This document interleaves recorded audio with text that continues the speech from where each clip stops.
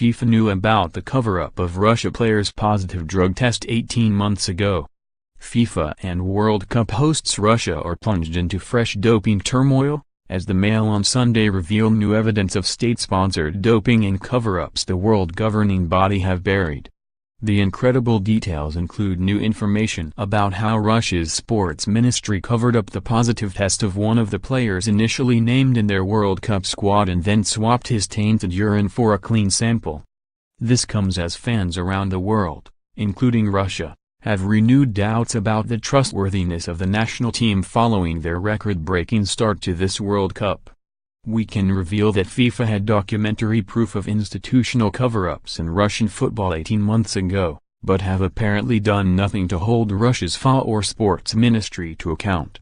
The scale of the corruption was huge, with investigators saying 155 Russian football doping cases they uncovered were the tip of the iceberg, and at least 34 of those produced paperwork, testimony and other corroboration they felt would give FIFA a good chance of formal disciplinary proceedings. FIFA claimed they have been actively looking at the issue for more than a year. But they have yet to prosecute a single case, publicly at least, issuing only bland statements that investigations are ongoing. Richard Pound, the former head of the World Anti-Doping Agency, WADA, believes it is obvious why, telling the Mail on Sunday, they have the matter of billions of dollars at stake in having a hassle-free World Cup. Russia go into their third group match on Monday with 2 wins and 8 goals from 2 games, or the best start by tournament hosts ever, having not won for almost a year. The fact that their players combined have also run further in their 2 games than any nation, 143 miles, 230 kilometers, has left fans questioning their performances. 1. Saturday, May 30, 2015, Ruslan Kambulov, then 25, a defender with Rubin Kazan of the Russian Premier League, is selected for a doping test after the team's 1-1 away league draw at UEFA. His sample tests positive for high levels of the steroid dexamethasone, indicative of recent use of the drug, banned in competition. His sample is given code number 3,878,295 within the Russian anti-doping system. 2. Wednesday, June 3, 2015, an email from the Russian anti-doping testers to sports ministry official Alexei Velikidny and lab boss Gregory Rodchenkov at 10:30 am informs them that a male Russian footballer tested positive for dexamethasone on May 30, significantly over the threshold.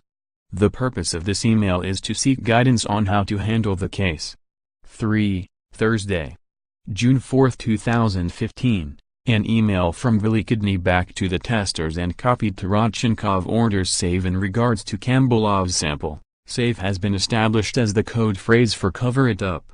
4. 2 documents recovered during Professor Richard McLaren's probe into Russian doping show how sample 3,878,295 was most similar in profile to 3 samples stored within Russia's 10,000 sample clean urine bank amassed to keep the state-sponsored doping and cover-up system working. Those 3 samples came from a track and field athlete, a modern pentathlete, the closest match, and a weightlifter. 5. On Wednesday, June 10, diaries from Rodchenkov say that a Russian FSB officer Evgeny Blokhin arrives to oversee the urine swap. Rodchenkov testified Blokhin was the same FSB officer who oversaw urine swapping at the Sochi Olympics. Blokhin did not swap the urine, but Rodchenkov's diary says he oversaw magicians who performed tricks to open Kambulov's sample bottle, swap it and replace the lid. 6. FIFA knew nothing of this or other Russian football doping cases of the period because they were covered up. But when the plot was exposed, FIFA were given a dossier of evidence in December 2016.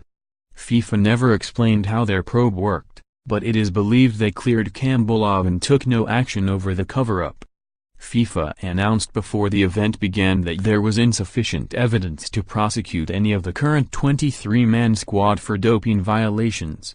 Yet Russia's stunning sporting performances are happening against a backdrop of fresh concerns about the nation's sporting integrity and FIFA's inaction on Russian doping, as the Mail on Sunday can reveal. Kambulov's case is just one of at least 34 alleged Russian football dope conspiracy cases FIFA have since learned about but have been sitting on for 18 months. 23 of them involved Russia's 2014 World Cup squad, as first detailed a year ago by the Mail on Sunday. FIFA continued to refuse to disclose any details of the case, or the identities of the individuals undertaking their investigation into the matter, or explain with any detail how that has unfolded or when it will conclude. Pound, the most respected figure in global anti-doping, believes FIFA have been worried that outing Russian doping in football would have discredited this World Cup. FIFA should have had something in place to give credibility to their investigation, he said. If not an independent investigation, then at least an independent party involved in some capacity. FIFA are a governing body who have never had any robust anti-doping policy. Consultation with WADA is not the same as saying FIFA have adhered to WADA policy. Asked if he believes Russia have taken doping seriously, Pound said, "I see that the Sochi laboratory, where the doping corruption of the 2014 Winter Olympic Games took place, is now a restaurant and bar where the menu includes a Duchess cocktail, named after a doping cocktail of drugs. This doesn't strike me as a place where the systematic doping is seen as serious. They literally treat it as a joke." During the most notorious years of the recent Russian pan-sport doping scandal, both the Russian FA and Sports Ministry were headed by former FIFA Executive Committee member Vitaly Mutko, who also headed Russia's World Cup organizing committee. The Kambulov case is hugely significant because it ends any debate that football as a sport benefited from Russia's notorious scam, or that FIFA knew that but still judged Russia fit to host this World Cup. At the height of the scam that corrupted the Sochi Games, Russian elite athletes were routinely asked to provide clean urine to Rodchenkov's lab in case they tested positive for the drugs they were being given. Dirty urine would be swapped for their clean urine and their failed tests would disappear. Russia built up a clean urine bank of more than 10,000 samples for this purpose. By 2015, when Kambulov was busted for steroids, Russia was under intense scrutiny for doping, so Russian sportspeople were no longer being asked to illegally bank clean urine in case they failed tests. There was no clean urine for Kambulov, said Professor Richard McLaren, a WADA-appointed investigator who conducted a probe that pieced together evidence of the doping scam. So in his case, his dirty urine was replaced by clean urine from another athlete who had banked clean urine and whose urine profile most closely matched his. The Mail on Sunday has obtained documents showing Kambulov's urine most closely matched a modern pentathlete who had banked clean urine. Kambulov tested positive in the last week of May 2015 and the urine switch was performed in the second week of June that year by a team run by Evgeny Blokhin, a Russian FSB agent, former KGB, who also masterminded the Sochi doping manipulations for Russia. Documents gathered by McLaren's team detail the urine swap, as do Rodchenkov's diaries and 2018 testimony, written and oral.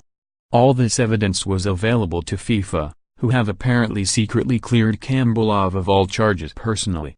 Kambulov was withdrawn injured from Russia's World Cup squad last month, as FIFA were preparing a statement saying no 2018 squad member had been guilty of doping. You have to draw your own conclusions why he was